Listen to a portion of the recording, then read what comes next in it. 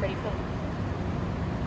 Yeah, most of the stuff in our warehouse will be turned off today because if everything was turned on at once, you guys can imagine our electricity bill. It would be through the roof. But we do have one dinosaur that will be turned on and moving for you guys. So you will get to see a moving dinosaur, don't be worried. And like I mentioned, even the ones that are turned off, we can still move them around a little bit. Because I was going to let y'all know that there's a place called the Herd Museum in McKinney. It's like 15 minutes away from here. Right now they have all of our giant bugs. So if you wanted to see our giant bugs when they're turned on and moved, they have this whole nature trail around the museum where they have them all set up and turned on. And I know you guys came here for the dinosaurs.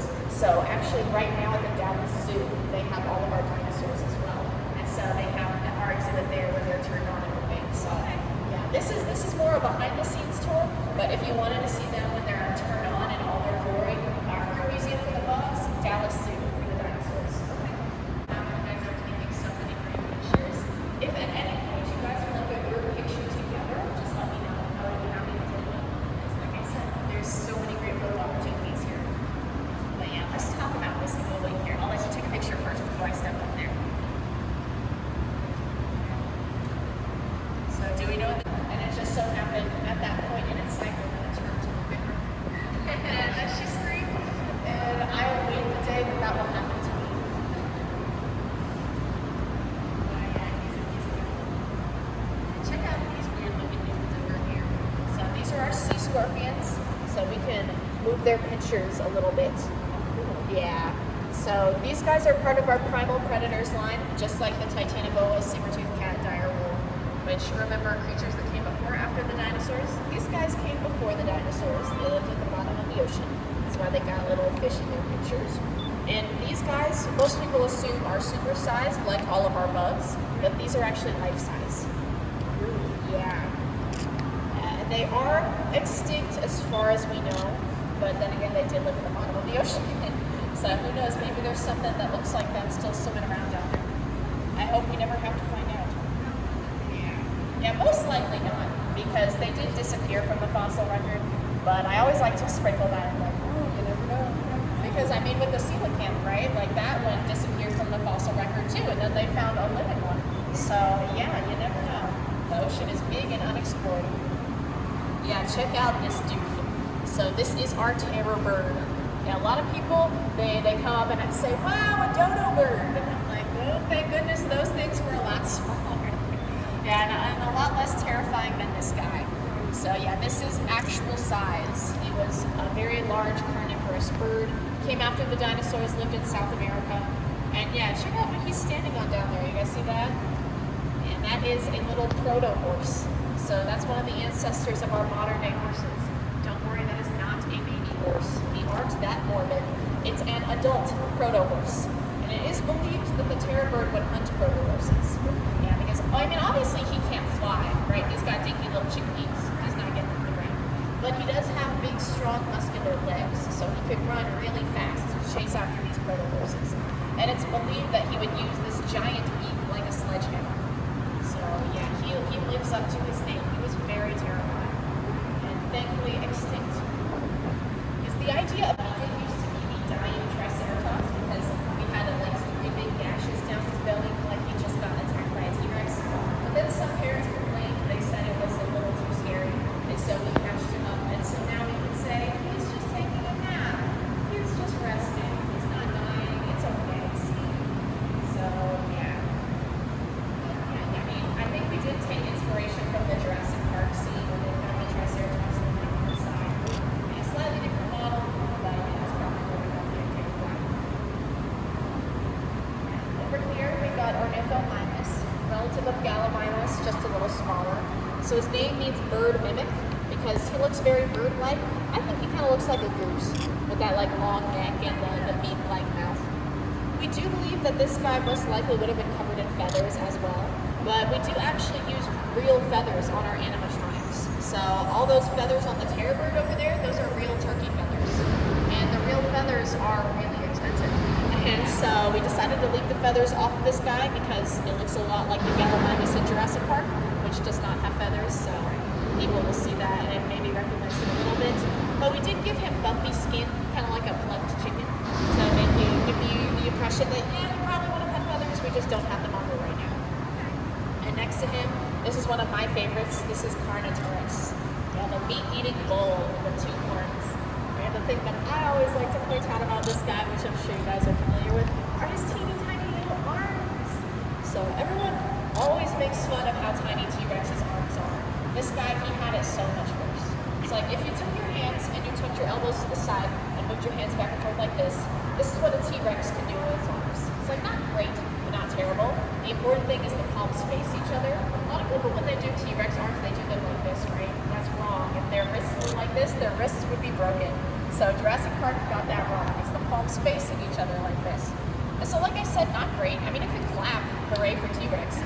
But then if you took your hands and put your wrists on your waist and wiggled your hands back and forth, this is what a Carnotaurus can do. Its arms were pointed backward. Like, what use were they? Probably nothing at all. They were basically vestigial at that point. So yeah, next time anyone makes fun of T-Rex's tiny arms, remember poor Carnotaurus had it so much worse. But there is no evidence that Dilophosaurus ever had a frill or could shoot venom. So we did leave the frill off of him just because we try to keep our dinosaurs as scientifically accurate as possible. But we did give him a little water spout under his tongue. So when he's turned on, he can shoot out water, just as a fun reference to the venom in the movies. And this is his actual size. The one in the movies was a lot smaller, kind of like a little baby. So most people don't know that they could get this big. And that's pretty cool. And if you turn around, you can see something that is not a dinosaur. Yeah, so these are our short-faced bears. So yeah, and that one we don't have to look at him. I'll explain him in a second.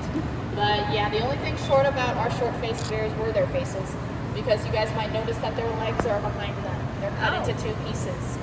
Yeah, that's because when they're put together, they stand about 13 feet tall. It's one of the largest bears. Thank goodness these guys are extinct.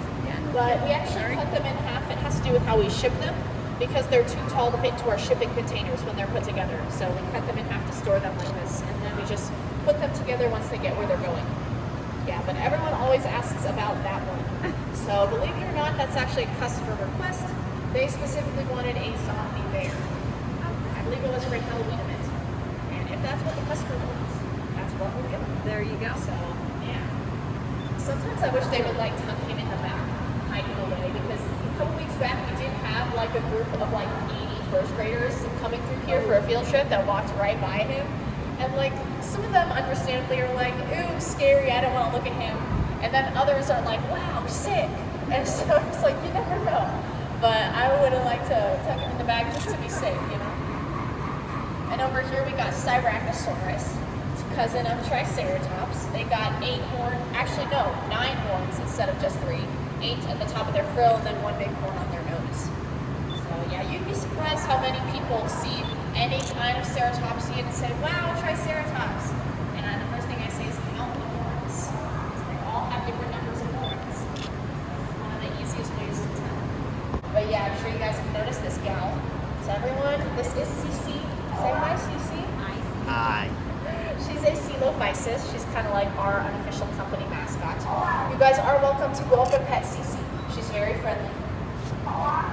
She's saying hello.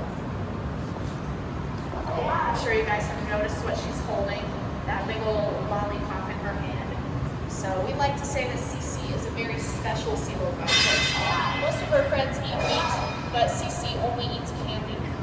She's a candivore instead of a carnivore. So that maybe the littler kids, they don't get too scared, because they see her sharp teeth and they say, uh-oh, she's a real dinosaur, she's gonna eat me. And so we like to say that, no, Cece's not gonna eat you. She only likes her big old lollipop. Cece's laughing at us. She thinks we look funny because we all have hair, and she doesn't. Cece is also a great photo opportunity. So if you guys would like a group picture together with Cece, I'd be happy to take one.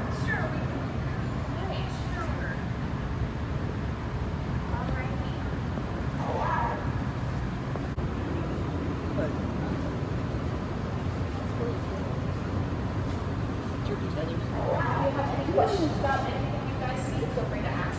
I'm happy to answer anything. There's some cool stuff I would like to point out to you guys. building a dinosaur. So the first step, we start out on the computer. We make a 3D model of how we want it to look. And then from that, we use a CNC machine. You guys familiar? Yeah. Yeah, so it just carves it out from foam, like the opposite of a 3D printer. And so with those big foam pieces, we'll then make a layer of clay on top of it, which is this right there, where we'll hand sculpt all the little scale details onto that. Which this is super cool because you can still see the styrofoam stuck to the back from where they cut it off. But yeah, this is the process. We do it when we're creating a dinosaur for the very first time because this takes the longest. For a creature the size of our adult T-Rex, which is like 40 feet long, this process of hand sculpting all the scales can take about a year. Really? Yes. Is it just one person that works on it? Or is it it's normally a team of 3 or 4. Okay. Yeah, but you guys are welcome to feel this if you would like. Yeah, it has to be kept in a temperature-controlled room, which is actually that room right over there, which we can go check out in a minute. Yeah, but like I said, we only have to do this step in the process once, because from this, we'll make a fiberglass mold that we'll use to recreate the skin texture over and over and over again, which saves us a lot of time. It breaks it down to only a couple months production time compared to like a whole year. Okay. Yeah. And that's done for every dinosaur? Yes. Brand new one? Yes, brand new. Remember, we're creating a creature for the very first time. Yes. Then we'll layer of iron beads first, because that helps with the shadow effect in between the scales. Then they'll do dry brush, which is a teeny tiny amount of paint on the brush. This is a really fine detail. So that is all. So to create something the size of our T-Rex, that could take a team of 3 about 18 hours. So we have artists in that background. We have a lot of coders who do engineers that work on creating the movement, like finding of how our dinosaurs move. You know, it's like we don't want to create things that aren't true. Right. A lot of people have asked us if our dinosaurs are used in movies like Jurassic Park or things like that. And the answer is no, because we try to stick to the science, and they'll sometimes make some things up. So they have their own companies for that. Okay. Shark was so big, it would take up too much space inside of our warehouse. So Megalodon got up to about 65 feet long. Some people say more like 50 feet, but a couple weeks back there was a new paper that just came out that think maybe it got all the way up to 80 feet. So yeah, which 65 feet about average, that would go from where the head is to that yellow pole way back there. Oh my gosh. And most people only want pictures of the head anyway. So we only make the head. Thank goodness these guys are extinct. Which, of course, yes, this is a great photo opportunity. So yeah, we build these guys completely out of fiberglass because it's much, much more durable. And so if we have another company request a climbable model T-Rex and we don't have any immediately on hand, we might have to change this guy back into his original T-Rex form. Yeah, at this size, assuming he also had his legs, he would be about 7 years old. That's a big old 7-year-old T-Rex. So this is our Utah Raptor. Isn't that fun? And he got a big old fish in his mouth. Yeah, but this is Utah Raptor. That's the largest raptor ever discovered. Any guesses as to where he was found? You probably already know. Canada. You'd be surprised how many people say Texas. And I'm like, well, say his name again? Utah Raptor. Yeah. That's so funny. Yeah. But we do have these guys covered in feathers. Most of what you see on him is actually that synthetic fur that we'll also use on our bears and our saber-toothed cats, just because, like I mentioned, real fur, well, the real feathers is really expensive.